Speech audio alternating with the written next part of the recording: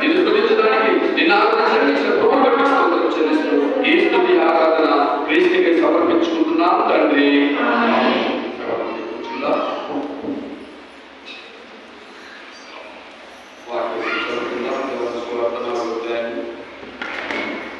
యోహాను సువార్త 27 వచనం నుంచి 31 వచనం వరకు తీసుకోవాలి చదివి.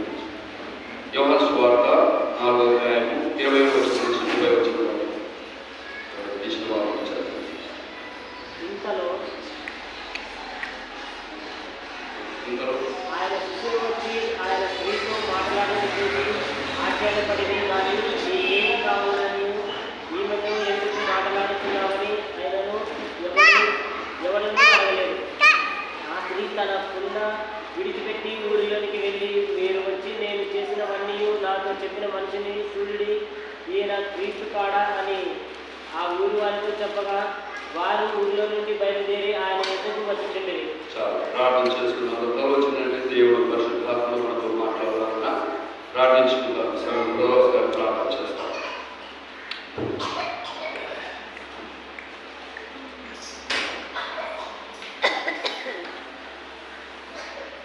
ప్రార్థించుకుందాం. అందరి తరలి వచ్చి మోకరించినట్లయితే ప్రార్థన చేసుకుందాం.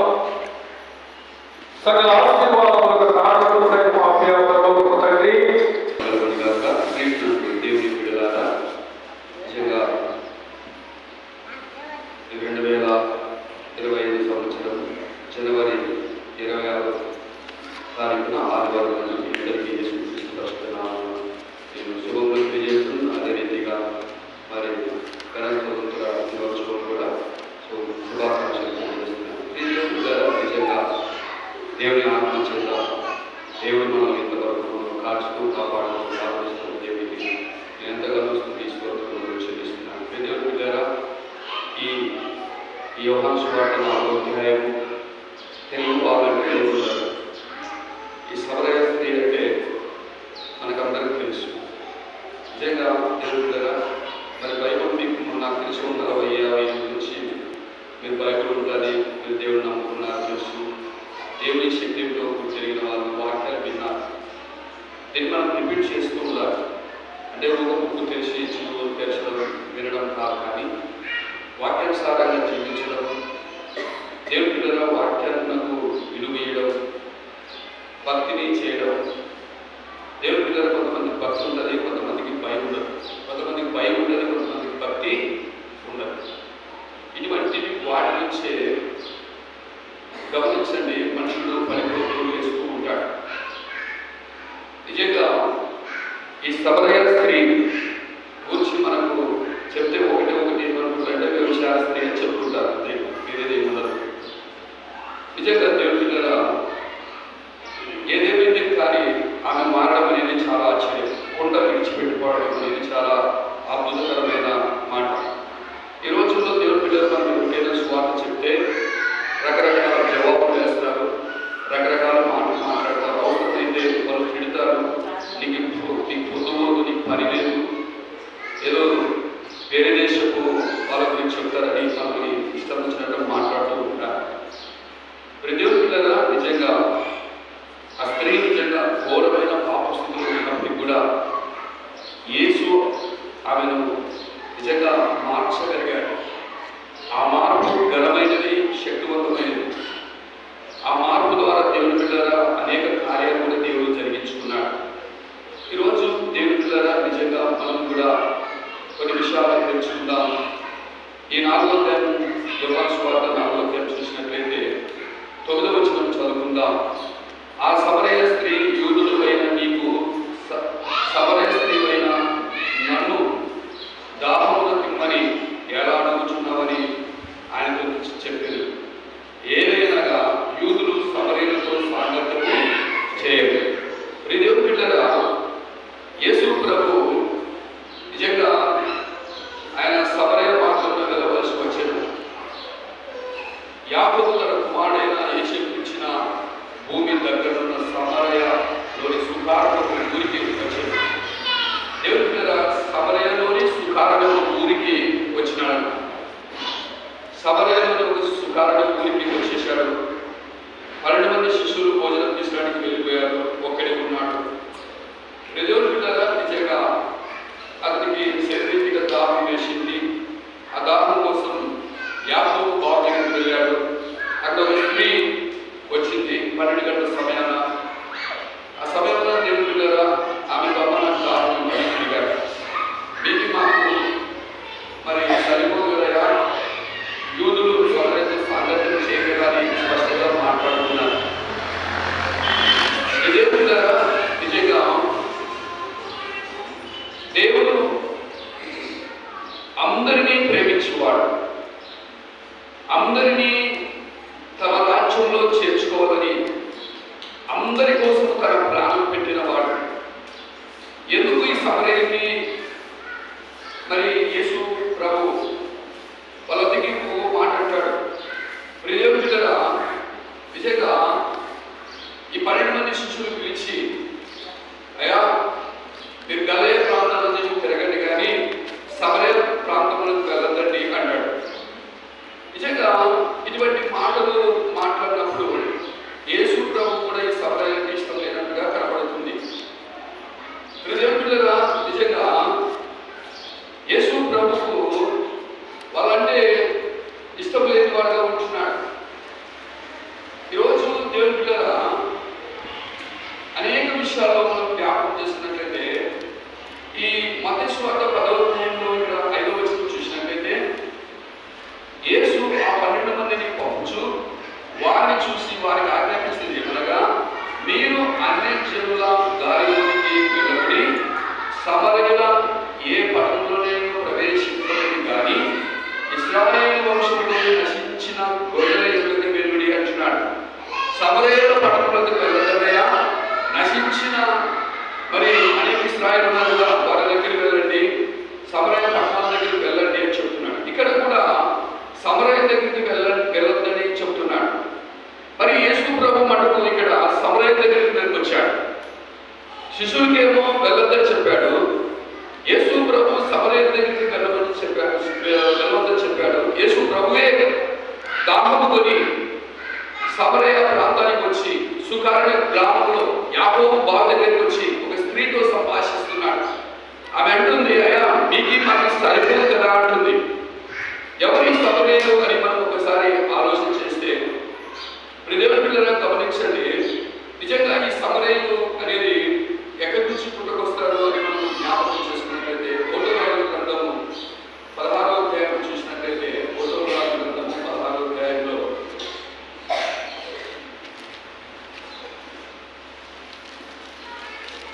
16వ అధ్యాయము చదువుకుందాం. 16వ అధ్యాయము 237 పేజీ నంబర్ 23 వచనం 24 వచనము 25 వచనం చదవండి. ఎవరు చేసేవారు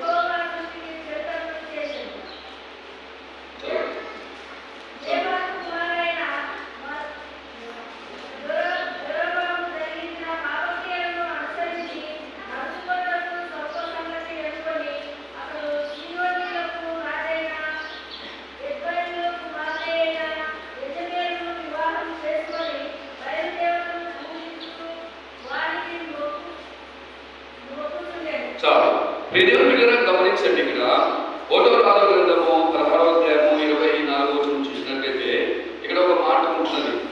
అతడు షేమెరు నొద్ద శమ్రోను కొండను 4 అడుగుల వెండికి కొనిది. ఆ కొండ మీద పట్టణము ఒకటి కట్టించి ఆ కొండ యాజమానుడైన షేమెరు అన్నతని పేరు బట్టి తాను కట్టించిన పట్టణమునకు షమ్రోను అని పేరు పెట్టబడిను. దేవుని బిడ్డగా ఆ షమ్రోను అనగా పైన కింద ఉన్నటువంటి సమరయ అని ఉంటుంది. దేవుని బిడ్డగా షమ్రోను సమరయ అనే పట్టణము సమరయ అనే పేరులకు వచ్చింది. దేవుని బిడ్డగా ఈ షమ్రోను ఎందుకు ఈ షమ్రోను పట్టణం కట్టించవలసి వచ్చిందంటే దేవుని బిడ్డను గమనించండి. నేను చిన్నగా చెప్పేస్తాను. దేవుని బిడ్డగా నిజంగా యారోబాము రాజ్య పరిపాలన చేస్తున్న సమయాన దేవుడి అక్కడి నుంచి యాకోబు అనే ఈ వ్యక్తి రాజ్య పరిపాలన చేస్తుండగా వీళ్ళ మధ్యలో ఒక సమస్య వచ్చింది. జిమ్రీ బొమ్రీ అనే ఇద్దరు వ్యక్తుల ద్వారా శోధన వచ్చి ఒకరికొకరికి సరిపోకుండా దేవుడి పిల్లల చంపుకోవాల్సి వచ్చింది. ఆ మధ్యలో ఈ బొమ్రీని వీళ్ళని రాజుగా చేయాలని నిశ్చయించుకొని సగభాగంగా వెళ్ళిపోయారు. దేవుడి పిల్లల గమనించిన 25వ వచనంలో అప్పుడు ఇశ్రాయేలు వాళ్ళు 2 జట్లుగా విడిపోయి జనులలో సగం మంది గీతులకు కుమారుడైన టిప్నీని రాజుగా చేయవాలని అతని పక్షమున సగం మంది ఒమ్రీ పక్షమున చేరి ఒమ్రీ పక్షం వారు గీతుల కుమారుడైన టిప్నీ పక్షం వారిని జయింపగా టిప్నీ చంపబడెను. ఒమ్రీ రాజైన దేవుని పిల్లల ఒమ్రీ రాజుగా ఉన్నాడు. వీళ్ళందరూ ఎందుకు నేను ఈ మాట చెప్తున్నానంటే దేవుని గమనించండి. వీళ్ళు ఇశ్రాయేలు యూదులుగా ఉంటున్న సమయాన వీళ్ళు ఈ ఒకరికొకరు సరిపోక ఆధిపత్యం కోసమే విడిపోతుంటారు. దేవుని పిల్లల మరి ఒక ఆంధ్రప్రదేశ్లో ఉంటున్న ఈ రాష్ట్రము 2 భాగాలుగా అయిపోయింది. తెలంగాణ, ఆంధ్ర. ఆంధ్రప్రదేశ్లో ఉన్న దాన్ని ఒకటి భాగం తెలంగాణగా చేసుకోవాల్సి వచ్చింది. అదే రీతిగా దేవుని పిల్లల ఈ రాజులకు సరిపోక ఈ 12 గోత్రముల వారు చెదిరిపోయారు, చీలిపోయారు. యూదా గోత్రముల వారు పక్కకు వెళ్ళారు. ఈ 10 గోత్రముల వారు ఇశ్రాయేలుగా వచ్చారు. ఈ 12 గోత్రముల వారిని ఒమ్రీ పరిపాలిస్తూ ఉన్నాడు. దేవుని పిల్లల నిజంగా వారికి ఈ యూదా గోత్రపు దక్షిణ రాజ్యము, దేవుని పిల్లల ఇశ్రాయేల్ 12 రాజుల ఈ 12 గోత్రముల వారు ఉత్తర రాజ్యం. ఈ ఉత్తర రాజ్యం వారు ఏం చేశారంటే దేవుని పిల్లల యూదా దేశం వారు 2 గోత్రముల వారికి ఆటోమేటిక్ గా యెరూషలేము ప్రాక్టికల్ అంటే యెరూషలేము ఆరాధించే మందిరంగా వాళ్ళకు ఉన్నది. దేవుని పిల్లల యెరూషలేము ఆరాధించే మందిరం వాళ్ళకి ఉంది. వీళ్ళు చీలిపోయారు కదా. ఈ చీలిపోయిన ఈ 10 మంది గోత్రముల వారికి ఆరాధించే స్థలం లేదు. దేవుని పిల్లల ఈ ఆరాధించే స్థలం లేనందున ఈ ఒమ్రీ ఏం చేశాడంటే వీళ్ళు అందరూ కలిసి దేవుని పిల్లల ఒక పట్టణమును 400 ఎన్ని మనుగులమ్మా 4 మనుగుల వెండికి ఒక స్థలాన్ని కొన్నాడు. ఒక కొండను కొని ఆ కొండను తీసుకొని దాన్ని షోమ్రోన్ అని పేరు పెట్టాడు. అక్కడ వాళ్ళు ఆరాధిస్తూ ఉన్నారు. అక్కడ వాళ్ళు దేవుని ఆరాధిస్తున్నారు. పట్టణం కట్టించి అక్కడ 10 గోత్రముల వారు ఆరాధిస్తున్నారు. 2 గోత్రముల వారు యెరూషలేములో ఆరాధిస్తున్నారు. ఈ 10 గోత్రముల వారు ఈ పట్టణంలో ఆరాధిస్తూ వచ్చారు. అందుకే ఈ షోమ్రోన్ని ఏమన్నారు? సమరయ అని పేరు వచ్చింది. అందుకే దేవుడి పిల్లల సమరయులు సపరేట్ కాదు. కానీ ఈ సమరయులు ఎవరంటే దేవుడి పిల్లల ఈ సమరయులు ఎవరైనా కాదు. సమరయ అంటే సమరయ పట్టణమే కానీ సమరయ స్త్రీ అన్నారు. కానీ సమరయ పేరు ఆమె పేరు సమరయ కాదు, ఒక స్త్రీ అంటే ఆమె పేరు. ఈ సమరయులు అని ఆ పేరు సమరయ అని పేరు వచ్చేసింది. అక్కడ ఆ సమరయ ఆ ఊరికి అందరూ ఏమంటారు? వాళ్ళని సమరయులని అంటారు. ఆ రీతిగా సమరయులు అక్కడ ఆరాధిస్తున్నారు. ఇల్లు కూడా ఎవరంటే ఇశ్రాయేలే. ఇల్లు కూడా ఎవరమ్మా? దేవుని ఎరిగిన వాళ్ళే. ఏమంటే సపరేట్ గా అయిపోయారు. దేవుని పిల్లల ఇక్కడ ఈ పేరు ఎందుకు వచ్చిందంటే సమరయ అనే ప్రాంతము ఆ పేరు పెట్టారు. అదే రీతిగా దేవుని పిల్లల గమనించండి. అదే రీతిగా 2వ రాజుల గ్రంథము 17వ అధ్యాయము చదువుకుందాం. 2వ రాజుల గ్రంథము 17వ అధ్యాయంలో ఈ ఎందుకు యేసు ప్రభుకి మరి మీకి మాకు సరిపోదని ఈ సమరయ స్త్రీ ఎందుకు అంటారో ఒక మాట మనం చదువుకుందాం. 2వ రాజుల గ్రంథం 17వ అధ్యాయం చదువుకుందాం. 24వ వచనం చదువుకుందాం. ఎవరు తీసుకోవాలి?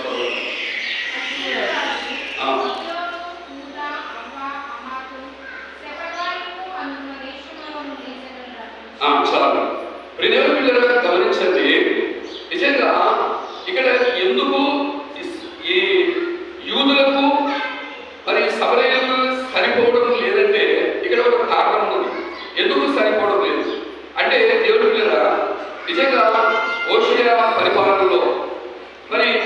పరిపాలనలో ఏం జరుగుతుందంటే దేవుని పిల్లల అసూరు రాజు పాలనేకి శిస్తు కట్టలేనందుకు గుర్తుపట్టి వెంటనే షోమ్రోను అసూరు రాజు వచ్చి షోమ్రోను ముట్టడి వేస్తాడు. దేవుని పిల్లలు గమనించండి, ముట్టడి వేస్తాడు. ముట్టడి వేసి సుమారుగా మరి కొన్ని నెలలు చూడండి. హోషేయ 80లో 9వ సంవత్సరం నందు అష్షూరు రాజు షోమ్రోను పట్టణమును పట్టుకొని ఇశ్రాయేలు వారిని అష్షూరు దేశంలోనికి చెరగొని వెళ్ళిపోయాడు. దేవుని పిల్లల అష్షూరు రాజు దేవుని పిల్లల ఏం చేశాడంటే ఇశ్రాయేలుని చెరగొని ఎక్కడ తీసుకెళ్ళాడంటే దేవుని పిల్లల ఇక్కడ చదువుదాం. 6వ వచనంలో కింద చదువు. ఈ 17వ అధ్యాయము 6వ వచనం.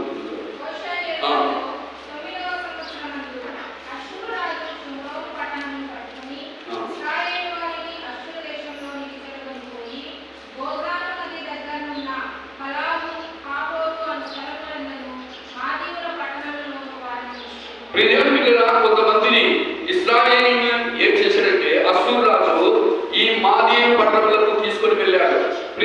ఆ కాలంలో యుద్ధ సమయాల్లో నేను ఎప్పుడు చెప్తున్నానంటే క్రీస్తకము 721 సంవత్సరంలో జరిగిన చరిత్ర చెప్తున్నాను. దేవుని గమనించండి, ఆ కాలంలో ఇటువంటి పరిస్థితి ఎటువంటిదంటే ఈ అష్షూరు రాజు ఏం చేశాడంటే దేవుని పిల్లల ఇశ్రాయేలు కొంతమందిని తీసుకొని వెళ్ళి మాదీయ పట్టణంలో ఉంచాడు.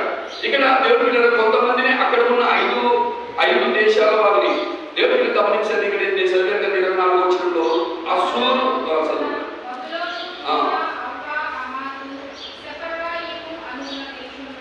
వీళ్ళని ఎక్కడికి తీసుకొచ్చాడంటే ఇశ్రాయేలు దగ్గరికి తీసుకొచ్చాడు. కొంతమందిని ఏమో ఇశ్రాయేలుని, కొంతమందిని ఏమో మరి మాదీయ దగ్గరికి తీసుకొని వెళ్ళాడు రాజు.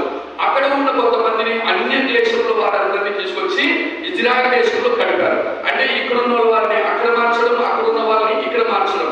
దేవుని పిల్లలు ఆ రీతిగా మార్చివేశాడు. కానీ ఇక్కడ మనం నేర్చుకోవాల్సింది ఏంటంటే దేవుని పిల్లల బాగా గమనించండి, ఇక్కడ ఇశ్రాయేల్ మధ్య వేరే దేశస్తులు 5 దేశస్తులు ఇక్కడ నివసిస్తున్నారు. వారు చేస్తున్న పద్ధతులను బట్టి వారు పూర్తిగా విగ్రహారాధనలో మునిగి ఉన్నవారు.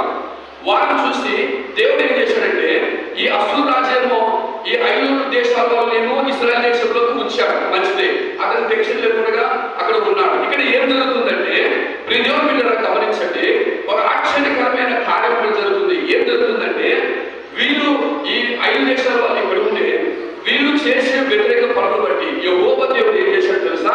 సింహాలని పంపించేశాడు. సింహాలను పంపించి ఆ సింహాలు వచ్చి కొంతమందిని కొరికి చంపేసి తినేస్తుంటే వెంటనే అక్కడ ఉన్న 5 దేశస్తుల వాళ్ళు అష్షూరు రాజుకి లెటర్ పంపించి ఏమంటారంటే, అయ్యా ఇక్కడ పరిస్థితి బాగలేదు, మమ్మల్ని ఒక్కరిని చంపేస్తున్నామని చెప్పేస్తారు. వెంటనే దేవుని పిల్లలు తెలుసుకొని అష్షూరు రాజు ఈ ఇశ్రాయేలుని చెరగొని తీసుకొని వెళ్ళారు కదా దేశంలో, మాదీయ దేశంలో ఉన్నారు కదా, ఒక వ్యక్తిని యాజకుని తీసుకొచ్చి, అయ్యా ఇక్కడ 5 దేశాల వారు ఉన్నారు కదా, అక్కడ ఆ 5 దేశాల వారికి నీవు ఇశ్రాయేలు దేవుని శక్తిని చూపించు, వారికి ఇశ్రాయేలు దేవుని భక్తి నేర్పించు అని దేవుని పిల్లల నేర్పించడానికి ఒక యాజకుని ఇశ్రాయేలు దేశానికి పంపిస్తాడు. దేవుని పిల్లలు గమనించండి, ఏదేమైనప్పటికీ కూడా కొంతమంది ఆ అన్ని జనులు మారుతారు, కొంతమంది మారరు. ఎక్కడైనా కదా అందరూ మారుతారా? మారరు. ఆ రీతిగా దేవుని పిల్లల మారిన వారు ఏం చేశారంటే గమనించండి, దేవుడు పరిశుద్ధత కలిగిన వారి మధ్య ఎవరైనా చేస్తే దేవుడు ఏం చేస్తే తెలుసా? శత్రువులు నిర్మూలము చేసేస్తాడు. నీలో పాపం ఉంటే ఏం చేస్తాడు తెలుసా? దాన్ని తీసివేయడానికి ప్రయత్నం చేస్తాడు. అదే రీతిగా ఈ పాపాత్ములు 5 దేశాల వల్ల అక్కడ ఉంటే వారిని కూడా బుద్ధి చెప్పి మార్చేటట్టుగా దేవుడు చేస్తాడు. అందుకే అందరూ మారాలనుకున్నారు, కానీ కొంతమంది మారలేకపోయారు. ఆ మారలేనందుకు దేవుడు కదా వీళ్ళు ఏం చేశారంటే స్థిలంగితనం అంటే చేడుబడి శక్తులు, మాంత్రశక్తులు ఇవి చేసుకుంటా, విగ్రహాలను చేసుకుంటా, ఒకరికొకరు సంబంధం ఏర్పరచుకొని, వేరే దేశాలతో సంబంధం ఏర్పరచుకొని పెళ్లిళ్ళు చేసుకుంటూ ఇష్టానుసారంగా తిరుగుతూ వచ్చారు. దాన్ని బట్టి దేవుడు ఏం చేశాడు తెలుసా? వారిని పక్కకి నెట్టేశాడు. అందుకే సమరయులకి యూదులకి పడదంటే కారణం ఏంటంటే దేవుని బిడ్డల గమనించండి, దేవుని ఎరిగిన వాళ్ళు ప్రత్యేకంగా ఉండాలి, కానీ వారిలో వేరే దేశంతో కలిసిపోవడం. దేవుని బిడ్డలు గమనించండి, కలిసిపోవడం ద్వారా వారిని దేవుడు దూరం పెట్టేశాడు. అందుకే దేవుని బిడ్డలు గమనించండి, అందుకే యెషయా గ్రంథంలో 4వ అధ్యాయం ప్రకారంగా, నెహెమ్యా గ్రంథంలో 4వ ప్రకారంగా నెహెమ్యా దేవుని బిడ్డల యెరూషలేము గోడలు కడుతున్న సమయాన ఈ సమరయులు వచ్చి, వీళ్ళు సమరయులు ఎవరు? దేవుని ఎరిగిన వాళ్ళు ఇశ్రాయేలే. వీళ్ళు వచ్చి, అయ్యా చేస్తామంటే ఏమంటారు తెలుసా? మీకు దూరంగా ఉండండి, మాకు అవసరం లేదు. వాళ్ళు వ్యతిరేకిస్తూ ఉంటారు. దేవుని పిల్లరా, నిజంగా మన జీవితంలో కూడా మనకు ఎవరైతే వ్యతిరేకమైన పనులు చేస్తుంటారో వాటిని దూరం చేసుకోవాలి. దేవుడు వ్యతిరేకంగా దేవుడు కొన్ని మాటలు నిన్ను వ్యక్తరిస్తాడు. నువ్వు మంచిగా ఉండాలా, మంచిగా పరిశుద్ధంగా జీవించాలని నిన్ను ఒక నడవడికలో నేర్పుతాడు. ఇంకా నువ్వు మాట వినకపోతే నిన్ను ఏం చేస్తాడు? దూరంగా పెట్టేస్తాడు. అందుకే యేసు ప్రభు ఎందుకు 12 మంది శిష్యులతో అంటాడంటే, మీరు సమరయ ప్రాంతాలకు వెళ్ళండి కానీ మరి వేరే ప్రాంతాలు గలిలయ మరి దేవుడి ప్రాంతాలకు వెళ్ళండి కానీ సమరయ ప్రాంతాలకు వెళ్ళొద్దు అంటాడు. ఎందుకంటే వారు పూర్తిగా చెడిన వారుగా ఉంటున్నారు. దేవుడి పిల్లల మన కుటుంబాల్లో కూడా అంటాం కదా, ఎవరైనా చెడిపోయిన పిల్లల్ని, అమ్మా బాబు వాళ్ళ ఇంటికి నువ్వు వెళ్ళద్దు, ఆ ఇంటికి వెళ్ళదు, ఆ పిల్లవాళ్ళ చేత చేరద్దు, లేకపోతే వాళ్ళతో సాకేతం చేయొద్దు అని మనం చెప్తామా లేదా? ఎందుకు? వాళ్ళ హిస్టరీ బాగుండదు, వాళ్ళ కుటుంబము బాగుండదు, వాళ్ళ పద్ధతి బాగుండదు. దేవుని బిడ్డరా గమనించండి, ఎందుకు ఈ మాట చెప్పారంటే, దేవుని బిడ్డరా దేవుడు ఎందుకు వారిని దూరం పెట్టారు? కారణం ఏంటంటే లోకస్తులతో ఏకం కావడం వల్ల. అందుకే మీకి మాకి చాలా దూరం ఉందిగా, మనకు సరిపోదని చెప్తూ ఉంటాడు. దేవుని బిడ్డను గమనించండి. ఇప్పుడు మనం ఇక్కడ వెళ్దాం. నేను ఎందుకు ఈ మాట చెప్పారంటే, సమరయ అంటే ఎక్కడి నుంచి వచ్చింది? షోమ్రోన్ పట్టణాన్ని సమరయ అని ఫేమస్ చేసింది. అక్కడ దేవుని ఆరాధించిన సమయం. అదే రీతిగా ఎందుకు సరిపోదంటే, దేవుడు ఇశ్రాయేలు ఏం చేశారు? 5 దేశాలస్తులు వారిని తో స్నేహం చేసి వారితో కుటుంబాలతో కలిసి పెళ్లిళ్ళు చేసుకుంటూ, మోసం చేసుకుంటూ, అన్యాయం చేసుకుంటుంటే వారితో కలిసి ఉండడం ద్వారా వారిని దూరం పెట్టాడు దేవుడి. చూడండి, నిజంగా మన జీవితంలో కూడా ఎవరినైనా మనకు సరిపోని వాళ్ళని దూరం పెట్టుకోవాలి. సరిపోని వాళ్ళతో కలిసి ఉంటాడు. నాకేం కావాలి, నాకు జ్ఞానం ఉంది, నేను బాగుంటాను, ఒక అవసరం బట్టి నేను మాట్లాడతాను అంటుంటారు మన పిల్లలు. దేవుని పిల్లరా, అది కూడా చదవదు. ఎందుకంటే దాని ద్వారా నీళ్ళకి ఏమొస్తుంది? పాపము వస్తాయి, వ్యతిరేకతలు వస్తాయి. కాబట్టి ఇప్పుడు మనం ఇక్కడ వెళ్దాం. దేవుని పిల్లరా, యోహాను సువార్త 4వ అధ్యాయము, యోహాను సువార్త 4వ అధ్యాయంలో చూసినట్లయితే దేవుని పిల్లరా ఇక్కడ ఏమంటాడంటే 12వ వచనంలో, ఈ బావి నీళ్ళు త్రాగి మాకిచ్చిన మన తండ్రి అయిన యాకోబు కంటే నీవు గొప్పవాడువా అని ఆయనను అడిగాడు. దేవుని పిల్లలు గమనించండి, మరి ఎంత ఆశ్చర్యం అంటే యేసుప్రభు శక్తి ఏంటో తెలియదు, ఆమెకి యేసుప్రభు పవర్ ఏంటో తెలియదు. ఏమంటుందో తెలుసా? ఏమయ్యా, మాకు యాకోబు మేము ఆరాధించేది, యాకోబు దేవుని ఆరాధిస్తున్నాం, స్తుతిస్తున్నాం, ఏంటయ్యా నువ్వు యాకోబు దేవుని కంటే గొప్పవాడా అని అడుగుతుంది. ఈ రోజుల్లో దేవుని బిడ్డలను గమనించండి, మనం కూడా ఇప్పుడు ఏ దేశం వెళ్ళినా, చైనా దేశం పోతే ఏమంటారు తెలుసా? మనం అక్కడ వెళ్ళి స్వార్థ చేయకపోతే మా బుద్ధుని కంటే ఎక్కువ అంటారు, మా బుద్ధుని కంటే ఎక్కువ మీ దేవుడు అంటాడు. దేవుని పిల్లలు గమనించండి, వేరే దేశాలకు వెళ్తే మా దేవుడి కంటే గొప్పవాడు అంటున్నాడు. దేవుని పిల్లల చైనా దేశానికి, రష్యా దేశానికి వెళ్తే దేవుని పిల్లల మా సోవియట్స్ కంటే గొప్పవాడా అని అంటుంటారు. దేవుని పిల్లలు గమనించండి, ఈ స్త్రీ కూడా అదే విధంగా అడుగుతుంది. మన దేశానికి వస్తే ఏమంటారో తెలుసా? దేవుని పిల్లల గమనించండి, మహాత్మా గాంధీ కంటే గొప్పవాడా మీ దేవుడు అంటారు. ఇలా రకరకాల విషయాలలో దేవుని పిల్లల మరి వ్యతిరేకిస్తూ ఉన్నారు. అదే రీతిగా యేసు ప్రభుని కూడా ఈ స్త్రీ యాకోబు కంటే నువ్వు గొప్పవాడా, మా దేవుడి కంటే నువ్వు గొప్పవాడా అంటున్నాడు. ఈ రోజు దేవుడి పిల్లల ఆ గొప్పవాడు ఆమెను మార్చడానికి దిగి వచ్చాడు. దేవుడి పిల్లల ఎవరు వెళ్ళినా కుదరదు, సాక్షాత్తు నేనే వెళ్ళాలనుకుంటున్నాడు, ఆ ప్రాంతాన్ని మార్చాలని కోరుకుంటున్నాడు. దేవుడి పిల్లలు గమనించండి, నిజంగా యాకోబు కంటే నీవు గొప్పవాడా అని ఆయనను అడిగినాడు, అడిగిందామె. అందుకే దేవుడి పిల్లల అందుకు ఈ నిన్ను త్రాగవాడు ప్రతి వాడును మరణం తప్పికొను, నేనిచ్చి నిన్ను ఎప్పటికీ తప్పికొనడు. ఇవి మామూలుగా తాగే నీళ్ళని మనం తప్పికుంటాం. దేవుడి పిల్లల నేనిచ్చే నీళ్ళు ఎప్పటికీ తప్పికొనవే అంటున్నాడు యేసుప్రభు. ఆమె ఆశ్చర్యపోతుంది, ఏంటబ్బా ఇది, నాకు ఇది కర్మ, రోజు వచ్చి నీళ్ళు తీసుకొని పోవడం, మరి ఈ నీళ్ళు తాగి ఇచ్చే నీళ్ళు తాగితే నాకు ఎప్పుడు తప్పికాదు. ఆయన ఏ ఉద్దేశంతో అంటున్నాడు తెలుసా? ఆత్మ సంబంధమైన మాటలు మాట్లాడుతున్నాడు. ఆయనకు ఆత్మల రక్షణ అవసరమై ఉన్నది. దేవుని బిడ్డలు ఆమెను రక్షించడానికి, ఆమెను కాపాడడానికి, నిత్య అగ్నిగుండంలో వెళ్ళకుండా ఆమెను రక్షించడానికి దేవుని బిడ్డల ఆయన ఆత్మల భారం కలిగి, దేవుని బిడ్డల గమనించిన ఆత్మల భారం కలిగి ఆకలి ఉన్నాడు.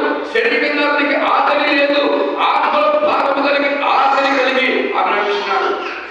నేను ఈ వరం ఎంత చక్కగా అంటే దేవుడు చూడండి చూడండి 15వ వచనంలో ఆ స్త్రీ ఆయనను చూచి, అయ్యా నేను తప్పికొడుకున్నట్లు చేతుకొండకు ఇంత దూరం రాకున్నట్లు ఆ నీళ్లు నాకు దయచేయమని అడగగా, దేవుని యేసు నీవు వెళ్ళి నీ పెనిమిటిని పిలుచుకొని ఇక్కడికి రమ్మని ఆమెతో చెప్పాను. దేవుని పిల్లరా, నిజంగా ఆమె అడిగే లోపల ఆమె ఆశపడింది, నేను రాకూడదు, ఇక్కడ ఏమి అవసరతలు అనుకునేది, అంటే లోకానుసారమైన ఆలోచనతో ఉంది. యేసు ప్రభు సబ్జెక్ట్ ఏంటంటే ఆమెను మార్చాలా, ఆమె హృదయమును మార్చాలా. దేవుడిని గమనించండి, నిజంగా నీవు ఎంత చక్కగా మాట్లాడాడంటే దేవుడు యేసు ప్రభు ఆమెతో ఉన్నాడంటే, ఆ యేసు నీవు వెళ్ళి నీ పెనిమిటిని ఇక్కడికి తీసుకొని రమ్మని చెప్పాడు. దేవుని పిల్లరా, నిజంగా ఎవరైనా మరి భర్తను పోగొట్టుకున్న వారు భర్తను లేక విడిచిపెట్టింటే అసలు పెనిమిటి గురించి మాట్లాడదు, సరిపోదు. అందుకే ఆమె ఏమైందంటే నాకు తెలుగులో చెప్పేస్తుంది. దేవుని పిల్లలు గమనించండి, అందుకు యేసు ఆమెతో నాకు పెనిమిటి లేడని నీవు చెప్పిన మాట సరే, నీకు 5 పెనిమిట్లు ఉందని ఇప్పుడు ఉన్నవాడు నీ పెనిమిటి కాడు, సత్యమే చెప్పింది. హల్లెలూయా హల్లెలూయా. ప్రియ దేవుని పిల్లరా, యేసు ప్రభు ఒక మనిషి హిస్టరీని తెలపగలిగిన వాడు. యేసు ప్రభు ఒక మనిషి జీవిత చరిత్రను ఎరిగిన వాడు. ప్రియ దేవుని పిల్లరా, యేసు ప్రభు నీ అంతరంగంలో ఉన్న బాహ్యము, నీలో బాహ్యాన్ని అందరూ పసిగట్టారు, కానీ అంతరంగంలో ఉన్న ప్రతి పాపంని బయటికి తీసుకొచ్చగలిగిన సమర్థుడు యేసు ప్రభు. దేవుని పిల్లలు గమనించండి, ఆమె ఏమంటున్నాడంటే, నేను ఈ నిల్లు ఇస్తానమ్మా, నిత్యం నీకు ఎప్పుడు ఆకలి కలగకుండా ఉండే నిల్లు నేను ఇస్తానని చెప్తే వెంటనే నాకు ఇయ్యమని అడుగుతాను. అడిగితే యేసు ప్రభు నిల్లు ఇయ్యాలంటే ఆ వ్యక్తి ఏం కావాలి? ఖాళీ కావాలి. ఏ స్త్రీ అయినా ఏ పురుషుడైనా యేసు ప్రభు రక్షణ ఆమెకి కావాలన్నా, ఆ పురుషునికి కావాలన్నా ఫస్ట్ ఏం కావాలి? ఆ మనిషి ఖాళీ కావాలి. ఆ మనిషి పూర్తిగా ఆ మనిషిలో లోకపు స్నేహం ఉండకూడదు, లోకం ఉండకూడదు. దేవుని పిల్ల అందుకే ఆమె పాపంలో జీవిస్తుంది కనుక ఆమెను ఏమడుగుతున్నాడంటే తెలుసా దేవుని పిల్లల, ఆమె చరిత్రను బయటకు తీసుకొచ్చాడు, ఆమె బ్రతుకును బయటకు తీసుకొచ్చాడు. నువ్వు నిజమే చెప్పింది అంటుంది. ఈరోజు దేవుని పిల్ల, నిజంగా దేవుడు నీతో ఒక మాట మాట్లాడుతున్నాడు. మనం కూడా మనందరినీ దేవుడు ఏదో ఒక రీతిగా ఈ రీతిగా దేవుడి మందిరానికి తీసుకొచ్చాడు. మనమందరం ఒక ఆశమచ్చికి రాలేదు. ఏదో ఒక పద్ధతిలోనో, ఏదో ఒక బలహీనతలోనో, ఎక్కడో పని లేకపోతే రక్షణ లేకనో, లేకపోతే సంపూర్ణత లేకనో, లేకపోతే రోగం ద్వారా దేవుడి పిల్లల సమస్య చేతులు, ఇంట్లో వేదన చేతులు, లేకపోతే వాక్యం వినను, ఏదో విధంగా నువ్వు రక్షింపబడి ఇక్కడ వచ్చావు. దేవుడి పిల్లలని వచ్చావు, కానీ ఈ స్త్రీని కూడా దేవుడు పిలుస్తారని కోరుకుంటున్నాడు. ఈరోజు దేవుడి పిల్లల 5 పెనిమిట్లు ఉన్నారు అంటాడు. ఇప్పుడున్నవాడు కాదు, నీ వాడు కాదు అంటున్నాడు. 5 మంది భర్తలు చేసుకుని విడిచిపెట్టింది. మరి ఒక స్త్రీ ఆమె ఏం చేసి ఇంకొక పురుషుని కూడా పెట్టుకుని వస్తాడు. ఎంత గౌరవం! ఆ స్త్రీని దేవుడు మార్చాలని కోరుకుంటాడు. దేవుడు పిల్లరా, మనం అంటుంటాం కదా, పంటలు పండేటప్పుడు ఏదైనా పని చేస్తాం, వాడితే ఎంత పంట పండించాలరా, లేకపోతే చదివితే ఒక ఫ్యాక్టరీ కావాలరా, ఇట్లా అంటుంటారు కదమ్మా, చేస్తే ఒక గొప్ప కనకారం చేయాలి కదా. అదే రీతిగా యేసు ప్రభు కూడా ఈ సమరయ స్త్రీని మార్చిన చాలు ఆ ప్రాంతం అంతా మారుతుందని ఒక నిరీక్షణ కలిగిన వాడుగా ఉంటున్నాడు. ఆ ప్రాంతం అంతా నా చేతికి చిక్కుతుంది అనుకుంటున్నాడు. దేవుడి పిల్లలు గమనించండి, ఒక్క స్త్రీని పట్టుకున్నాడు, ఆ ఊరిని రప్పించుకున్నాడు. ఈరోజు దేవుడి పిల్లలారా, నిజంగా ఆమెను మార్చింది, ఆమె కుండ విడిచిపెట్టింది మంచిదే. పాపం విడిచింది, అక్కడ ఉన్న వాళ్ళ సుగార ప్రాంతం వెళ్ళింది, వాళ్ళందరికీ ఆయా చరిత్ర చెప్పాడు, రండి అనింది, వాళ్ళందరూ వచ్చారు, మార్చబడ్డాడు. ఆమె ఒక సువార్త చేసే బిడ్డగా మార్చబడింది. హల్లెలూయా. దేవుని గమనించండి, తన యొక్క పాపాన్ని విడిచిపెట్టి సువార్త ప్రకటించే స్త్రీగా మార్చబడింది. తన పాపాన్ని విడిచిపెట్టి సువార్త చేసే బిడ్డగా మార్చబడింది. ఒక ఘోరమైన వ్యక్తి, ఒక ఘోర పాపంలో కొట్టుబిడ్డలు అంటున్న వ్యక్తి దేవుడి బిడ్డ యేసు ప్రభు జీవ జలమును ఇచ్చి మార్చాడు. ఈరోజు దేవుడి బిడ్డల నిన్ను నన్ను మనందరినీ పిలుచుకున్నాడు. మనము దేవుడి బిడ్డల మనం ఎంతవరకు దేవుని సువార్తను ప్రకటిస్తున్నాం, దేవుని అనేకులకు పరిచయం చేస్తున్నాం. ఒక్కసారి పరిచయం మనము ఆత్మ పరిశీలన చేసుకుందాం. దేవుడి బిడ్డల నిజంగా సుమారుగా కొన్ని వేల కిలోమీటర్ల నుంచి మన దేశానికి సువార్త వచ్చింది. ఈ రోజు నువ్వు వింటున్నావు, దేవుని ఆశీర్వాదం పొందుకుంటున్నావు, పరలోకానికి చేర్చబడుతున్నావు. అది ఎవరి మూలమంటే దేవుడి బిడ్డల అనేకులు ఈరోజు నీకు కూడా ఒక భారం ఉన్నది. దేవుడు ఆ స్త్రీ ఆ సుఖాన్ని ప్రాంతాన్ని మార్చింది. ఈరోజు నిన్ను కూడా దేవుడు ఒక క్వశ్చన్ వేస్తున్నాడు. నీవు కూడా యేసుని ఎరిగి ఉన్నావు, యేసుతో జీవిస్తున్నావు, దేవుడి కొరకు బ్రతుకుతున్నావు, సరస్సు అక్కడక్కడ సమస్యలు వస్తున్నాయి, ఎదుర్కొంటూ దేవుని ఆత్మీయాత్రలో సాగిపోతున్నావు. నీవు కూడా దేవుని యేసు ప్రభు కోసం ఎంతమంది ఆత్మను పరిచయం చేస్తున్నావు, ఎంతమందిని దేవుడి వైపు తిరుగుతున్నావు. దేవుళ్ళు ఏమన్నంటే పాత్ర మీద వేస్తున్నారు, అది కుదరదు.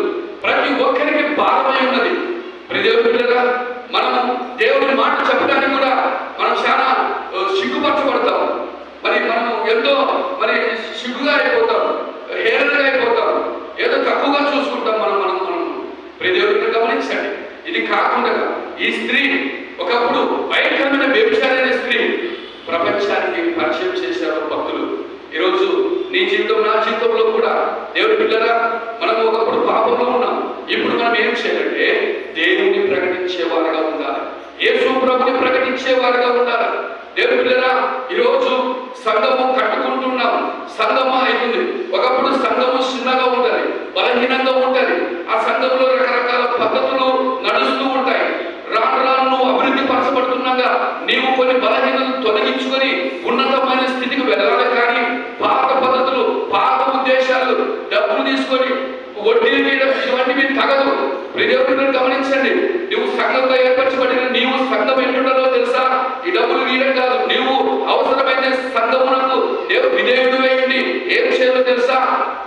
సువార్తను ప్రకటించాలి. ప్రతి నయ్య పైసా దేవుని సువార్తను ప్రకటించాలి, గడపరచడానికి కాదు. దేవుని బిడ్డలు లేకపోతే ఎవరో అవసరాల కోసం కాదు మనం వాడవలసింది. దేవుని సంఘం డబ్బులు సువార్త నిమిత్తం, దేవుని పని నిమిత్తం వాడబడాలి. దేవుని బిడ్డలా, అటువంటి విలువలు లేని జీవితం జీవించడం ద్వారా ఏమి మనకు ఒరిగేటట్టు ఏమీ లేదు. పరిశుద్ధత అవసరమైనది, పరిశుద్ధత చాలా అవసరమైనది. దేవుని బిడ్డలా, ఈ స్త్రీ ఇంతగా రక్షింపబడి ఎందుకు అంత త్యాగంగా నిలబడిందంటే నా పాత చరిత్రను విప్పినవాడు అని గుర్తెరిగి ఈయనే నన్ను పరలోకంలో తీసుకువెళ్తాడని ఒక నమ్మకం ఆమెలో బలపరచబడింది. ఆ విశ్వాసంతో దేవుని బిడ్డలా సమస్తాన్ని విడిచిపెట్టి, కుండను విడిచిపెట్టి దేవుని బిడ్డలా దేవుని వెంబడించింది. ఈరోజు నీవు కూడా యేసు రక్తం చేత కడగబడ్డావు, యేసు నీతో ఉన్నాడు. నీవు ఏమేమి విడిచిపెట్టావు ఒకసారి నువ్వు పరిశీలన చేసుకో. ఏది విడిచిపెట్టి నువ్వు దేవునితో వెంబడిస్తున్నావు, ఏది విడిచిపెట్టి దేవుని కొరకు బ్రతుకుతున్నావు. దేవుని బిడ్డలా, కొన్ని విడిచిపెట్టారు, కొన్ని విడిచిపెట్టలేదు సార్ అంటావా? కొన్ని విడిచిపెట్టలేకపోతే వాటిని కూడా విడిచిపెట్టు. లేదు నేను అస్సలు విడిచిపెట్టినట్టవా? ఇప్పటికైనా దేవునితో హెచ్చరిస్తున్నాడు, సమస్తాన్ని వదిలితే దేవుని కొరకు నిలబడు, దేవుడిని జీవిస్తాడు. దేవుడిని గమనించండి. అమెరికాలో ఉత్తర కాలిఫోర్నియా అనే దేశం ఉంది, అదొక రాష్ట్రం. దేవుడి పిల్లలు అక్కడ నిజంగా మీకు అందరికి తెలుసు, నేను మరి సపరేట్ చెప్పే అవసరం లేదు. దేవుడిని గమనించండి. అక్కడ ఒక ఉన్నతమైన ఆ దేశం, ఈ ప్రపంచంలో 4 సిటీలు ఉన్నాయి. చైనా ఇంకో దేశంలో ఉంది, అమెరికా, 3 దేశాలు. మన దేశం అంత ఉన్నతమైనది కాదు, కానీ దేవుడి పిల్లలకు 4 సిటీలు ఉన్నాయి. ఆ 4 సిటీలో నెంబర్ 1 సిటీ కాలిఫోర్నియా. ఆ దేశంలో దేవుడి పిల్లల ప్రపంచంలో ఉన్న దేవుడి పిల్లలు హీరోలు, పెద్ద పెద్ద దేవుడి పిల్లలు గమనించిన పెద్ద పెద్ద ఆధిపత్యం కలిగిన వారు అక్కడ కొంతమంది ఉన్నారు. గుజరాతీలు కూడా, మన దేశంలో ఉన్న గుజరాతీలు కూడా అక్కడ ఉన్నారు. అక్కడ కూడా వాళ్ళు ప్రాంత గుడి కట్టించుకొని ఉన్నారు. దేవుడిని గమనించండి. వాళ్ళు అక్కడ ఉండగా ఒక 15 రోజుల క్రితం, ఒక 20 రోజుల కిందట దేవుడి పిల్లల ఆ దేశం ఎట్లుంటుందంటే ఒక ఇంటి కట్టించిన ఖరీదు ఒక జిల్లానే కట్టుకోవచ్చు. ఆలోచించండి, ఒక ఇంటి ఖర్చు ఒక జిల్లానే కట్టుకోవచ్చు. ఆ ప్రాంతం ఎట్లా మారిపోయిందో తెలుసా? బూడిదైపోయింది, కాలిపోయింది. దేవుడి పిల్లల కారణం ఏంటో తెలుసా? దేవుడి పిల్లల ఎన్నెన్నో రకాల మాటలు మాట్లాడుతుంటారు, నేను ఒక కారణం చెప్తాను. దేవుడి పిల్లలు గమనించండి. అక్కడ ఒక సమిట్ అంటే ఒక ప్రత్యేకమైన మీటింగ్ వేసుకున్నారు. ప్రొడ్యూసర్లు, సినిమా హీరోలు, పెద్ద పెద్ద ధనవంతులు, పేరు మార్చిన మినియర్లు, ఇట్లా అందరూ కలిసి అక్కడ ఒక సభ వేసుకొని మాట్లాడుతున్నారు. ఏమంటే జీసస్ జీరో, ఇక్కడ ఉన్న వాళ్ళందరూ హీరో అని చెప్పుకున్నారంట. ఏం చెప్తున్నారమ్మా? జీసస్ హీరో, ఇక్కడ ఉన్న వాళ్ళందరూ జీరో, గొప్పవాళ్ళు. యేసు ప్రభువే జీరో అంటే తక్కువవాడు, మనమే గొప్పవాడు. ఎందుకు అంటే వీళ్ళకి ధన సంపదలు అన్నీ ఉన్నాయి, హ్యాపీగా ఉన్నారు. అక్కడ ఇంకో వైపు కూడా ఉంది. హోమోసెక్స్ అంటే దేవుని బిడ్డల పురుషులందరూ పాపం చేయొచ్చు, స్త్రీలే పాపం చేసుకుంటచ్చు. అటువంటి ఆ పద్ధతులు అక్కడ ఉన్నాయి. అదంతా దేవుడు చూస్తున్నాడు. దేవుని బిడ్డలు మేమే గొప్ప వాళ్ళం. దేవుని బిడ్డల నువ్వు ఎంతవరకు ఆట ఆడతావు ఆడు, కానీ దేవుడితో ఆట ఆడితే కుదరదు సుమా. ప్రియ దేవుని బిడ్డలు గమనించండి, వీరు దేవుడిని జీరో చేశారు. 5 రోజులకి ఆ ప్రాంతం అంతా శూన్యంగా అగ్ని గంగగా వచ్చి కాల్చిపోయాడు. సొదొమ గొమొర్రాని ఏ రీతిగా దేవుడు కాల్చేశాడు, ఆ ప్రాంతాన్ని కాల్చివేశాడు. కారణం ఏంటి తెలుసా? యేసు ప్రభుని జీరో చేయడం ద్వారా. ఈరోజు దేవుని బిడ్డలు గమనించండి, 16 లక్షల కోట్లు నష్టం. ఎన్ని కోట్లమ్మా? 16 లక్షల కోట్లు. మన రాష్ట్రం ఇంత పెద్ద రాష్ట్రం ఏంటి కూడా మనం అంతా 7-8 లక్షలు అప్పు చేసినారంటే, అంటే ఇంకా ఎంత మరి తర్వాతలో ఆలోచన అంత నష్టం వచ్చేసింది. ఈరోజు దేవుడి బిడ్డలారా, నిజంగా ఎంతో మంది స్వార్థ ప్రకటించారు.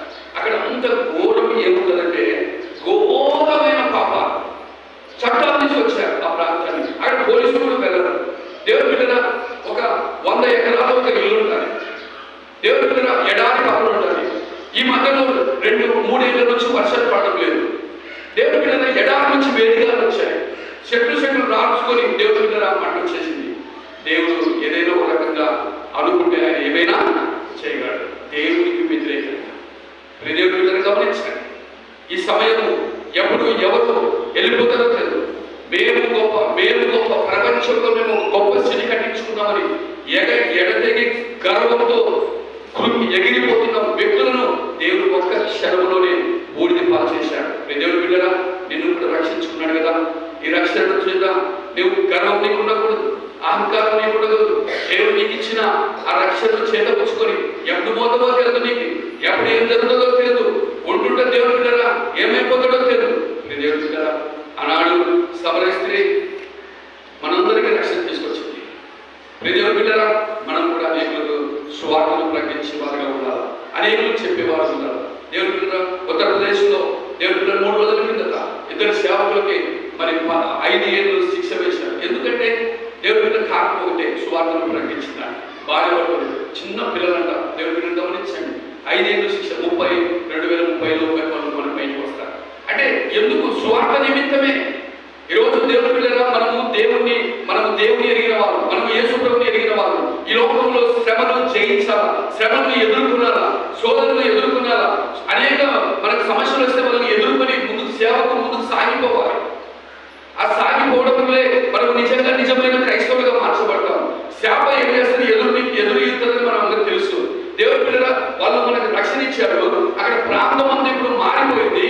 దేవుడిని ఇష్టం లేకుండా ఉంటున్నారు. ఇక్కడ మన దేశంలో మనం కూడా ఎదురుగానే వాళ్ళు మనకి నిలిచారు. మనం ఎదురుగానే స్వార్థ ప్రకటించే వారుగా ఉండాలి. మనం అయితే స్వార్థ ప్రకటించలేదు. నువ్వేం చేయాలా? అందరి కోసమో ప్రార్థన చేయాలి. చేస్తారమ్మా? చేస్తారు కదా. మా పిల్లల కోసం, మా అక్కల కోసం, మా పెద్ద కూడా ధనం ఉండాలి, వీటి కోసం అవన్నీ దేవుడు ఇస్తాడు. ఫస్ట్ ఆయన రాజ్యాన్ని, ఆయన నీతిని ఎదగాలి. కాబట్టి దేవుడు దేశం కోసం, ప్రజల కోసం, రాజుల కోసం, బీదల కోసం, మరి భయంకరమైన రోగాలతో వారి కోసం మొట్టమొదటిగా ప్రార్థన చేయాలి. లాస్ట్ చివరిగా ప్రభా నీ చిత్తమైతే నా కుటుంబాన్ని కాపాడు, నీ చిత్తమైతే మా పరిస్థితులు కాపాడు. మనం ఏం చేస్తాం తెలుసా? మొదటే మా ఆయన కాపాడు, మా నాయన కాపాడు, మాకు ఇల్లు లేదు, మాకు అది లేదు, నా మూడు మారు. ఫస్ట్ ఇదే మనం స్టార్ట్. ఈ స్టార్ట్ కాదు. ఫస్ట్ నీ స్టార్ట్ ఎక్కడి నుంచి రావాలో తెలుసా? ప్రపంచం గురించి ప్రార్థన చేయాలి. అనేకులతో ప్రార్థన చేయాలి. నీ శత్రువుల కోసం ప్రార్థన చేయాలి. నీ పక్కన వాళ్ళ కోసం ప్రార్థన చేయాలి. చివరి నీ అవసరం దేవుడు చెప్పుకుంటే ఆయన ఖచ్చితంగా సహాయం చేస్తాడు. ప్రియ దేవుడి పిల్లరా, నిజంగా ఈ సమర స్త్రీని దేవుడు ఎంతగా మార్చాడంటే నిజంగా ఆయన గొప్పవాడు. పాపమని ఆమెను పాపం సమయకుడు పాప స్త్రీ అని చెప్పుకోవచ్చు. కానీ ఆమె ఏం చేసింది తెలుసా? ప్రపంచానికి సువార్తను ప్రకటించింది. ఈరోజు మనం కూడా దేవుడి పిల్లరా ప్రపంచానికి మనం సువార్త ప్రకటించే వారుగా ఉండాలి. అనేకులకు తెలియజేది. మనం పక్కన వాళ్ళకి సువార్త చేయాలి, పక్కన వాళ్ళకి మనం పరిచయం చేయాలి. మనం గ్రేట్ చెప్పుకుంటాం, అవి చెప్పుకుంటాం. యేసుని ఎరిగిన నీవు యేసుని గురించి చెప్పుకోలేకపోతే నువ్వు ఏ స్థితిలో ఉన్నావో ఒక్కసారి నిన్ను నీవే జ్ఞాపకం చేసుకోమని చదివిస్తున్నాడు. ఈ ఒక్క మాట నేను ముగిస్తాను. దేవుడి పిల్లరా, యోహాను సువార్త 4:25 చదువుకుందాం. చదువు.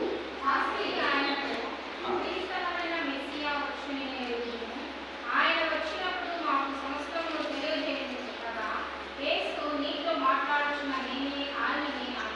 హల్లెలూయా, హల్లెలూయా. ఎంత చక్కగా అంటున్నాడు చూడండి. మెస్సయ్య వస్తాడయ్యా అని చెబుతుంటే ఆయన అంటాడు, అమ్మా నీతో మాట్లాడేది నేనే. ఎంత గొప్ప దేవుని బిడ్డలను గమనించండి. యేసు ప్రభు నీతో మాట్లాడుతున్నాడు. నిన్ను నువ్వు పరిశీలన చేసుకో, నీ మనసును మార్చుకో, నీ తలంపులను మార్చుకో, నీ హృదయాన్ని పరిశీలన చేసుకో. నేను ఎంత బతుకుతున్నాను, ఎట్లు ఉంటున్నాను, అందులో పుట్టి అందులో మాయమే ఆవిరి పట్టింది నీ బ్రతుకు. నీకెందుకు ఆశ, నీకెందుకు ఆవేదన, నీకెందుకు కఠోరమైన కఠినమైన మనస్సు? ఇవన్నీ నీకు అవసరం లేదు. ఆధిపత్యం నీకు అవసరం లేదు. దేవుడు గమనించు. హుబ్లీ ఉంది కదా, మన కర్ణాటక ప్రాంతంలో హుబ్లీ ఉంది. ఆ హుబ్లీలో ఎక్కువ ఈ రైల్వే వాళ్ళు ఉంటారు. ఈ రైల్వే ట్రాక్ ఉంది కదా, అక్కడ రైల్వే వాళ్ళు అక్కడ పెద్ద సంఘం కట్టారు. ఆ సంఘంలో దేవుని బిడ్డరా, ఆ సంఘంలో ఎట్లుంటుందంటే ప్రతి ఒక్కరు వచ్చాడు, ప్రతి ఒక్కరు సంఘంలో ప్రతి ఒక్కరు వచ్చాడు. ఒక రైల్వే దాంట్లో పెద్ద శివో అతను ఏం చేస్తాడో తెలుసా? అతను సంఘ పెద్ద చేసినారట. ఆ సంఘ పెద్ద ఏం చేస్తాడో తెలుసా? అతని రెడ్లిన్ రూపుల్లోన కడుగుతూ ఉంటాడు. పెద్ద శివో అంటే పెద్ద దానికి ఆ రైల్వే దానికి పెద్ద ఉద్యోగస్తుడు. అతను ఎక్కడున్నాడు? సంఘ పెద్దగా చేసినారట పాస్టర్. ఆ సంఘ పెద్ద ఎక్కడున్నాడు? చర్చి రెడ్లిన్ రూమ్లో కడుగుతూ ఉంటాడు. అంటే అంటే తగ్గించుకొని బ్రతకాలను కోరుకుంటున్నాడు. దేవుని బిడ్డలారా, ఈ సంఘ పెద్ద అనేది అవసరము, కానీ తగ్గించబడిన జీవితం ఉండాలి. దేవుని బిడ్డలు అన్ని గుణ లక్షణాలు కలిగిన బిడ్డగా ఉండాలి. నీవు సంఘ పెద్దగా ఉండాలని నువ్వు కోరుకున్నట్లయితే అందరికీ నువ్వు పరిచయం చేసేవాడుగా ఉండాలి. దేవుని బిడ్డలుగా నీవు అన్ని ఆధిపత్యం కలిగి ఉండటానికి వీలు లేదు. దేవుని బిడ్డ స్వార్థ నిమిత్తం ఒక గట్టి కార్యం చేయబడదు. దేవుని బిడ్డగా సంఘం కోసం ఒక గట్టి ఘనమైన కార్యం చేయబడదు. అంతేగాని దేవుని బిడ్డగా మనమంటూ దేవుని బిడ్డగా చర్చిలో ఈ పరమైన ఈ బయట పరమైన వాటిని చర్చిలోకి తీసుకురాకూడదు. నేను గత వారంలో నేను చెప్పాను, బయట పరమైనవి లోక సంబంధమైనవి చర్చిలోకి తీసుకురాకూడదు. చర్చ అంటే చర్చే, పరిశుద్ధ స్థలం ఇది. ఇదేమంటారమ్మా? పరలోకపు గవిని. ఏమంటారు చెప్పండి? ఇది పరలోకపు, పరలోకానికి చేర్చేది ఈ చర్చిని. మరి ఈ చర్చిని నువ్వు ఎట్లుండాలా? నువ్వు పరిశుద్ధంగా ఉండాలి. ఈ పరిశుద్ధంగా ఉండాలంటే నువ్వేం కావాలా? నీలో ఉన్న పాపమంతా పోగొట్టుకున్నావు. కుండ ఏదైతే సమస్య తీసేసుకుందో ఆ పాపమంతా తొలగించుకుందో నీవు కూడా పరిశుద్ధంగా ఉండాలి. ఈ పరలోకపు గవిలో పరిశుద్ధమైన మాటలే మాట్లాడాలి. ఈ లోక సంబంధమైన మాటలు మాట్లాడడం లేదు. ఎవరో చరిత్ర తీసుకొచ్చిందో చెప్పడం అవసరం లేదు. ఎవరో కార్యాలు చేసిందో చెప్పే అవసరం లేదు. ఇది నిన్ను పరలోకము చేర్చే గవిని. ఇది పరిశుద్ధంగా ఉంచుకోవాలి. దేవుడి బిడ్డలు అందుకే యేసు ప్రభు ఏమంటాడు తెలుసా? ఆ స్త్రీ అంటది, అయ్యా మరి పర్వతాలను అక్కడిక్కడ మరి ఆరాధించే సమయం వస్తుందని మా పెద్దలు చెప్పాడయ్యా. మరి ఎప్పుడు వస్తుందంటే ఆయన ఒక దినం వస్తుందమ్మా అంటాడు. ఒక దినం వస్తుంది. ఇక్కడిక్కడ ఆరాధించలేదు, ఆత్మతోనూ సత్యంతోనూ ఆరాధించలేదు. మందిరం కూడా అవసరం లేదు అంటాడు. ఎందుకంటే నీ ఆత్మ పరిశుద్ధంగా ఉంటే చాలు, ఎక్కడైనా ఆరాధన చేయొచ్చు. హల్లెలూయా. కాబట్టి దేవుడు ఇది పరలోకపు గవిని అర్థం చేసుకుని బైబిల్ కలిగి భక్తి కలిగి ఉండాలని యేసు పరిశుద్ధ నామములో తెలియజేస్తున్నాను. నేను ఇంకొక మాట చెప్తాను. ఈ బల్లారాధన కార్యక్రమంలోకి ముసలోళ్ళు కూడా బల్లారాధన మీరు చేసిన తెలుసుకోవడం నాకు అవసరం లేదు. దేవుడి బిడ్డ ముసలోళ్ళు కూడా బల్లారాధన చేసుకోవడం, పాయములు బల్లారాధన చేసుకోవడం, మేము పంట పెద్దలము ఆ పెద్దలం అంటే ఇది అస్సలు నాకు సరిపోదు. దేవుడిని గమనించండి. నిజంగా మనం కొంచెం దేవుడికి భయపడిపోతే వచ్చినావు అంటే రాకపోతే నేను కూడా అంతే. నేను ఏం బోధించి ఏం చేసినా ఏం లేదు. దేవుడు బిడ్డరా, నేను ఇప్పుడున్నాను కాబట్టి నా ఇంట్లో ఒప్పుకోడు అయితే ఉంటారు. దేవుడు కోసం భక్తిగా బ్రతకాలి. దేవుడి బిడ్డలు గమనించండి. నిజంగా బల్లారాధన తీసుకునే దాంట్లో కూడా ముసుగులు తీసుకోవడం ఇంకెప్పుడు నువ్వు మాట్లాడు. నువ్వు దేశాన్ని బట్టి ఖచ్చితంగా దేవునికి లోపలి జీవించాలి. ఎప్పుడో సస్తవో తెలియదు. నీకెందుకు ఇంత ఉల్లాగా లోకంలో కలిసిపోవాలని లోకంతో కలిసి ఉంటే వాడికి ఏం బలాన్ని తీసుకోలేడు. లోకంతో బ్రతకని ఆశ ఉన్నవాడే పరిశుద్ధంగా బ్రతకలేడు. లోకంతో కలిసి ఉండాలనుకున్నవాడే బలానికి దూరము అయినాడు. దేవుడితో కలిసి అనుకున్నవాడే ఏమైతాడు? దేవునికి దగ్గరైనాడు. కాబట్టి దేవుడి ద్వారా జ్ఞాపకం చేసుకోండి. ఈ స్త్రీ ఇంత ఘోరమైన పాపి మార్చబడి ప్రపంచ సువార్త ఇచ్చింది. ఈమె వాక్యము దేవుడి ద్వారా ఆమె చరిత్ర మంచిది కాబట్టి ఈ పరిశుద్ధ గ్రంథంలో రాయబడింది. కాబట్టి నీ చరిత్ర కూడా బాగా చేసుకో. పరలోకంలో దేవుడు నీ కృపాశను కూర్చోబెట్టుకుంటాడు. దానికి విలువి దానికోసం బ్రతుకు. ఆ యొక్క కోసం బ్రతకగలగని యేసు దీవించుగాక. ఈ సమయంలో